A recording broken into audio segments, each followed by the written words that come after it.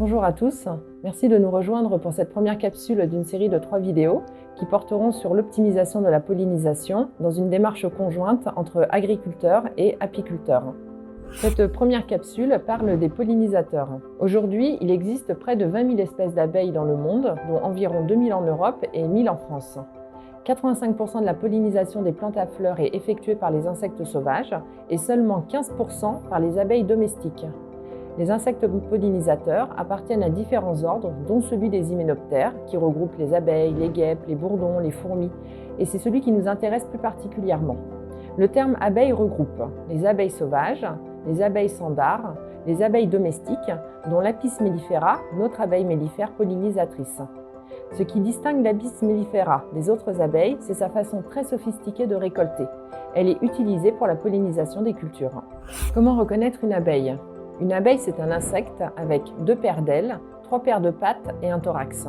Elles ont plusieurs tailles. Il y a des abeilles toutes petites, comme l'Apis florea en Inde, qu'on surnomme l'abeille naine, qui mesure quelques millimètres, jusqu'à la plus grosse, le xylocope, que l'on voit sur la glycine au printemps et qui peut aller jusqu'à 2 cm de longueur.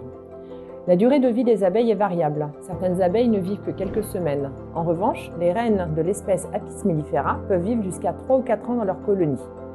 Les abeilles ont une métamorphose complète, c'est-à-dire qu'elles pondent des œufs qui deviennent des larves, les larves deviennent des nymphes et les nymphes se transforment à la fin de leur développement en insectes parfaits, soit en ouvrières, soit en reines. Les abeilles font partie du groupe des apoïdes, car elles ont un dard pour piquer. Les apoïdes présentent aussi les caractéristiques de fonder un nid et d'avoir une langue souvent longue pour aller chercher au fond des fleurs le nectar qui leur sert d'énergie. Intéressons-nous maintenant aux abeilles marocaines. 2 espèces d'abeilles noires représentent les 2/3 des colonies. L'Apis mellifera internissa, que l'on appelle aussi l'abeille thélienne, est la plus répandue. On la rencontre dans les régions du Rharb, Chaouia, Tadla et dans le Moyen Atlas. L'Apis mellifera major évolue dans le Rif et vers Al-Hoceïma. Le dernier tiers est représenté par l'abeille saharienne ou l'abeille jaune d'or. Elle est présente du sud du Haut-Atlas, son berceau étant Figuig, et le Tafilahlet, au Sahara. Elle se caractérise par sa parfaite adaptation aux conditions dures et chaudes des régions arides. Toutefois, elle semble être en voie de disparition car elle est soumise à des contraintes naturelles menaçantes, la sécheresse, la baisse du nombre de colonies. Les races d'abeilles marocaines sont légèrement plus petites que les races européennes et leur biologie et leur comportement sont un peu différents. Elles sont plus promptes à quitter la ruche et à se défendre. Il y a plusieurs niveaux de sociabilité chez les abeilles. La plupart des espèces d'abeilles sont solitaires. La femelle vit seule. Elle pond en hiver une quinzaine d'œufs qui écloreront au printemps suivant. Les espèces dites grégaires font toutes leurs nids au même endroit pour rencontrer les mâles plus facilement, mais elles ne partagent rien. Les espèces communales peuvent partager leurs nids, mais pas les tâches, et sont indépendantes. Les espèces semi-sociales sont des individus de la même génération qui forment des petites colonies, partagent le même nid et certaines tâches, avec la présence éventuelle d'une reine et des ouvrières. Les bourdons sont des insectes dits sociaux. La différence avec les espèces semi-sociales réside dans la présence de plusieurs générations, notamment d'ouvrières dans le même nid. Enfin, les abeilles eusociales, l'Apis mellifera, sont celles qu'on utilise en apiculture.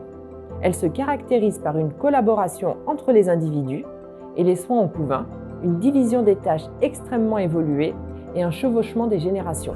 Les nids d'abeilles domestiques sont de véritables chefs-d'œuvre architecturaux, puisque les ouvrières produisent de la cire à partir d'écailles provenant des glandes qu'elles ont sous l'abdomen. Elles vont malaxer ces écailles de cire pour en faire des alvéoles et construire des centaines et des milliers d'alvéoles. Ces alvéoles vont constituer les rayons et elles vont bâtir 5, 6, 7, 10 rayons qui constitueront leur nid. C'est dans les cellules de ces rayons que l'élevage du couvain va être réalisé. Le couvain, ce sont les œufs pondus par la reine qui deviennent des larves et qui se transforment ensuite en nymphes puis en abeilles. Les alvéoles servent aussi à stocker la nourriture, le miel et le pollen récolté au printemps et en été. Les réserves accumulées leur permettent de passer l'hiver tout ensemble. Une ruche, c'est une colonie de 50 000 à 80 000 abeilles qui sont gérées par une seule reine. Au sein d'une ruche, il existe 3 castes. La reine, qui est toujours unique dans la colonie, les ouvrières, qui sont des dizaines de milliers, et les mâles. Ils ne sont que quelques milliers pour féconder la reine au printemps. La colonie, c'est aussi une division rigoureuse du travail et c'est une plasticité comportementale grâce à un système de communication sophistiqué basé sur des phéromones. Plus de 50 molécules différentes qui permettent de transmettre des messages spécifiques tels que l'agression, la reconnaissance des congénères. Qu'est-ce que le polyétisme? C'est la division du travail chez les insectes sociaux. Comment se répartissent les tâches au sein de la colonie? Il existe 2 types de division du travail. La reproduction par la reine et les faux bourdons, ce sont les mâles, et le travail des ouvrières en fonction de leur âge. Les tâches d'intérieur qui correspondent aux tâches des jeunes abeilles, nettoyer les cellules, produire la nourriture, s'occuper des larves, construire le nid, thermoréguler le nid, s'occuper des réserves rapportées par les butineuses. Les tâches d'extérieur, plus risquées, sont réservées aux abeilles les plus âgées. Butinage du nectar, du pollen, du propolis, de l'eau, indispensable quand il fait très chaud et qu'il y a beaucoup de larves, et les gardiennes. En moyenne, une abeille devient butineuse à partir du 21e jour de son existence. Les ouvrières peuvent adapter leur comportement aux besoins de la ruche, plasticité comportementale extrêmement forte qui s'opère en fonction des besoins de la colonie. Le miel et le nectar sont très riches en sucre. C'est le carburant énergétique des abeilles. Ils sont indispensables à l'activité de butinage. Une partie du nectar est consommée pendant le butinage et le reste est utilisé pour faire du miel. Le pollen est très riche en protéines et acides aminés et contient des lipides, des sucres, des vitamines et des minéraux. Dans les conditions actuelles, le manque de pollen est problématique car il est essentiel au développement énergétique des jeunes abeilles, aux nourrices, pour produire la gelée royale et pour stocker des réserves énergétiques. Sans pollen, le couvain ne se développe pas. Une abeille a besoin de 4 mg de sucre par jour et entre 3 à 6 mg de pollen.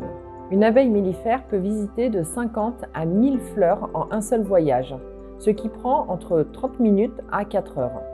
Une colonie est composée de 25 000 ouvrières, chacune faisant 10 voyages par jour, et est donc capable de polliniser jusqu'à 250 millions de fleurs par jour. En un an, une ruche va produire du propolis, du miella, du nectar, entre 60 à 1600 kg, 40 kg de pollen, et elle va consommer entre 20 à 40 litres d'eau en fonction des régions. Par exemple, au Maroc, on peut donner l'été, pendant les fortes chaleurs, jusqu'à 10 litres d'eau par mois et par ruche. Il faut aussi noter l'aire de butinage. Elle va varier en fonction de la disponibilité de la nourriture que l'abeille va trouver. En moyenne, une abeille se déplace dans un rayon de 1,5 km autour de la ruche, mais on sait aujourd'hui qu'elle peut aller jusqu'à 10 km pour chercher de la nourriture. À présent, nous allons aborder le processus de pollinisation et de fécondation.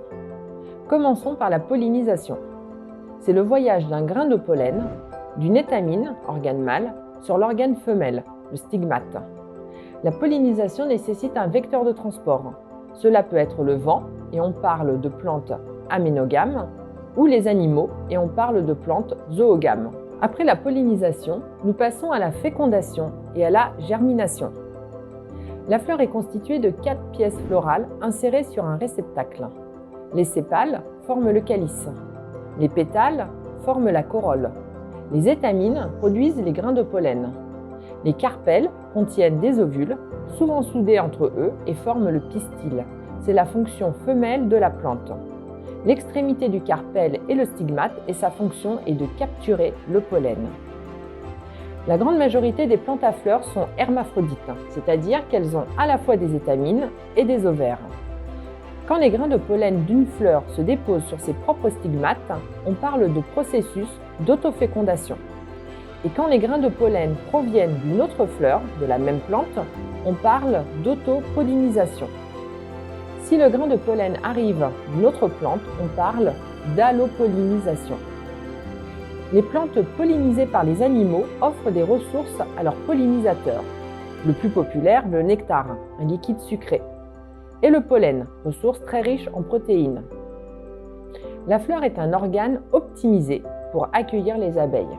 La couleur générale de la fleur, l'odeur qu'elle émet, le guidage par pattern visuel. Sur son chemin vers le nectar, l'abeille va enduire son corps des grains de pollen à l'intérieur du tube pollinique, puis va déposer ceux qu'elle a sur son corps sur le stigmate d'une autre fleur et assurer ainsi la fécondation. La relation entre plante à fleurs et espèces qui pollinisent peut être plus ou moins exclusive. Certaines plantes sont visitées et pollinisées par de très nombreuses espèces, comme le charbon. Certaines espèces ont des relations totalement exclusives avec un seul pollinisateur. Exemple, l'ophrys et la mégachile des murailles. Regardons pour finir les différents types de pollinisation par les abeilles. Les framboises sont formées de multiples petites drupes ou drupéoles agglomérées. Chaque fruit est composé de 75 à 85 drupes qui doivent toutes être pollinisées pour obtenir un fruit complet. L'avocatier est dichogame, c'est-à-dire que les organes mâles et femelles ne se développent pas en même temps. Une fleur va donc s'ouvrir en 2 fois, en tant que fleur femelle, puis en tant que fleur mâle. Il existe des variétés dont les fleurs femelles sont réceptives au pollen le matin, tandis que les fleurs mâles libèrent du pollen dans l'après-midi. Il existe aussi des variétés dont les fleurs femelles sont, à l'inverse, réceptives au pollen dans l'après-midi, tandis que les fleurs mâles libèrent du pollen le matin. Cela signifie que le rendement maximal de fruits a lieu lorsqu'il y a pollinisation croisée des 2 types d'arbres. Il faut ensuite que les 2 variétés d'avocats fleurissent en même temps et que des pollinisateurs aident à la pollinisation. Pour les pommiers, bien que certaines variétés soient parfaitement autofertiles, la majorité des variétés cultivées sont autostériles. Pour être fécondées, elles doivent être plantées à proximité d'une variété compatible, allogamie, qui fleurit en même temps, car la pollinisation est faite par les insectes, tels que les bourdons, les osmies ou les abeilles. Mais si ces insectes peuvent parcourir plusieurs kilomètres, l'idéal reste tout de même de planter 2 variétés compatibles à quelques mètres l'une de l'autre. La pastèque, la courgette sont des plantes monoïques, à savoir portant sur le même plant des fleurs mâles et femelles à des endroits différents. Elles peuvent être autofécondées. Une fleur femelle peut être fertilisée par du pollen provenant d'une fleur mâle de la même plante. Cependant, les fécondations croisées sont prédominantes. La fleur femelle est fertilisée par du pollen provenant de différentes plantes de la même variété ou d'une autre variété. Il est important de bien comprendre la fécondation de chacune des espèces que l'on cherche à polliniser afin de mettre le bon nombre de ruches par hectare. Pour finir, voici un tableau avec des préconisations sur le nombre de ruches à installer par hectare pour bien polliniser une culture.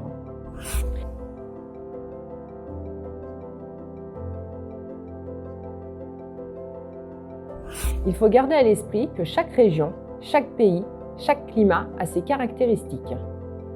Ici au Maroc, on installe sur une parcelle de fruits rouges environ 5 ruches par hectare. Dans une parcelle arboricole, on va mettre entre 2 à 4 ruches par hectare. Il faut bien se renseigner auprès de son apiculteur et bien vérifier la pollinisation pendant la culture, car si le manque de ruches entraîne une mauvaise pollinisation, trop de ruches déclenche la guerre pour la nourriture entre les abeilles et peut aussi conduire à des malformations de fruits. Nous voici arrivés à la fin de cette première capsule. Je vous remercie pour votre attention et à très bientôt pour la suite de cette formation concernant la pollinisation et les abeilles. La prochaine fois, nous rentrerons dans le détail des relations entre agriculteurs et apiculteurs et à la façon d'agir pour que la pollinisation se déroule dans les meilleures conditions. À bientôt!